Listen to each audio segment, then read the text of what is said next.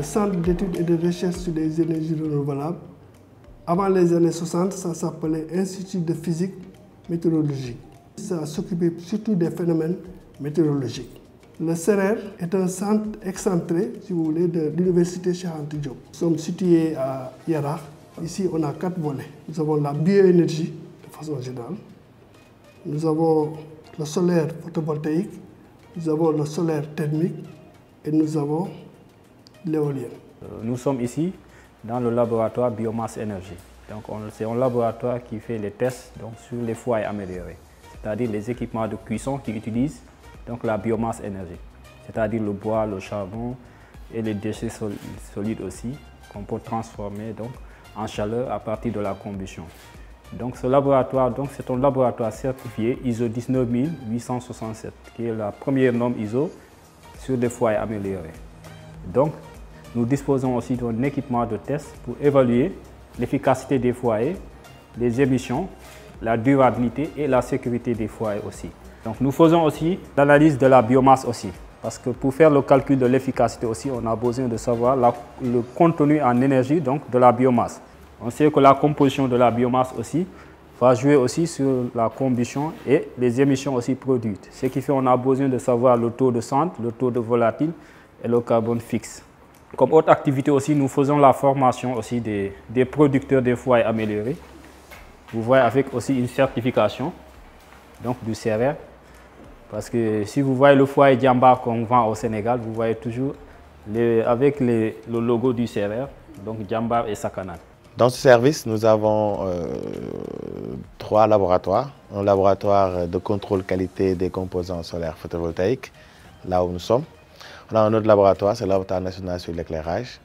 On a aussi un laboratoire de recherche, c'est le laboratoire d'énergie solaire. Nous testons la qualité des panneaux solaires photovoltaïques.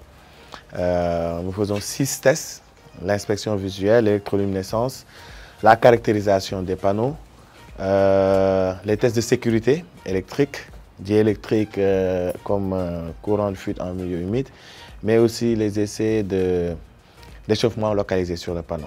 On a aussi un laboratoire mobile qu'on a acquis parce qu'on ne peut pas tout le temps amener les panneaux ici. Parfois, pour aller inspecter une centrale, vous n'avez pas dit à la centrale, il faut démonter tes panneaux et les amener. C'est à nous de nous déplacer. Les lampes qui arrivent au Sénégal, on réalise les tests ici.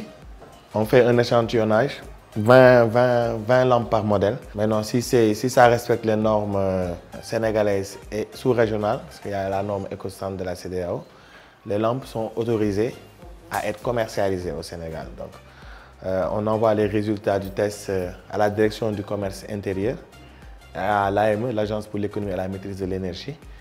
Et après, au niveau de la direction du commerce, l'importateur peut retirer une autorisation de mise à la consommation. Donc, ce laboratoire a été financé par l'AME, l'Agence pour l'économie et la maîtrise de l'énergie.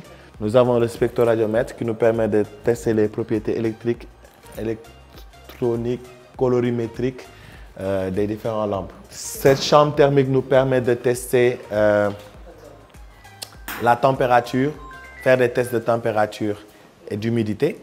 Celui-là nous permet de faire des tests de culot et ici il nous permet de faire des tests de tension. Et les 2 racks nous permettent de tester la durée de vie des lampes et le vieillissement.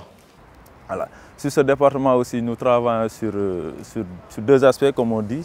La thermique, qui est quand même une filière très importante qu'on peut valoriser en utilisant l'énergie solaire. Et là, vous voyez tout près un chauffe-eau solaire qui est très utilisé par les Sénégalais. À Dakar, surtout dans les zones urbaines, vous voyez pas mal de chauffe-eau qui sont installés dans des terrasses. À côté aussi, vous avez un distillateur solaire. Un distillateur solaire qui est aussi une technique pour pouvoir générer de l'eau potable. À l'intérieur, vous avez de l'eau saumâtre qui est là, qui peut être de l'eau des rivières ou bien de l'eau de mer, que vous pouvez distiller, que vous voyez ici. En une journée, vous pouvez produire par exemple 10 litres à 20 litres d'eau distillée. Voilà. À part le service technique des ateliers, il y a aussi dans le département solaire thermodynamique un autre laboratoire qu'on appelle le laboratoire de test de contrôle des appareils électroménagers. donc particulièrement des réfrigérateurs et des climatisations, donc qui est un projet phare du ministère de l'Énergie et du gouvernement du Sénégal, à pouvoir s'aligner sur le programme d'étiquetage sous-régional, donc qui va uniformiser ou normaliser tous les appareils électroménagers qui vont entrer au niveau de la sous-région, dans l'espace UEMOA, en plus aussi dans l'espace CEDEAO.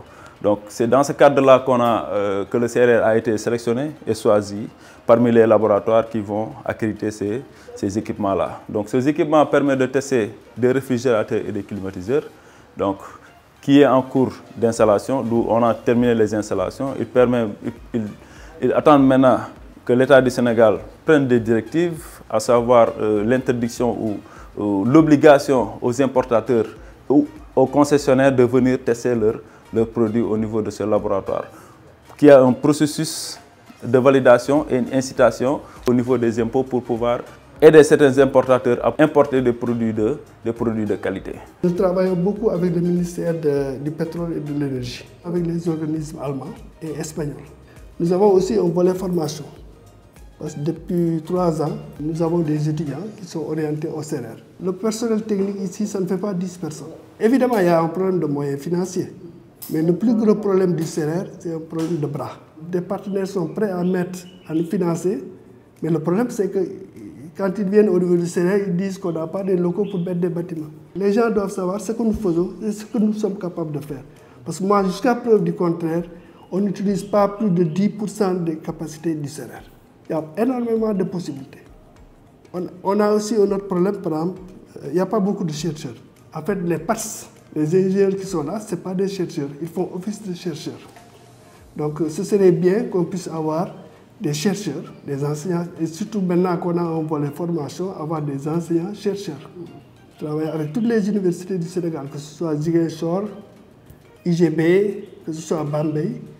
Toutes ces universités utilisent les possibilités au niveau du CRR. La faculté des sciences, ça c'est évident. Parce que le CRR, la tâche académique, c'est la faculté des sciences et techniques. Pour être directeur du CRR déjà, il faut être de la faculté des sciences et techniques. Il y a une collaboration avec l'ESP. Par exemple, l'ESP nous envoie des fois des stagiaires, des doctorants, des gens qui préparent leur master. Vous savez, l'UCAD est énergivore. J'aimerais bien, avant de quitter le CRR, au moins que la facture énergétique de l'UCAD puisse baisser.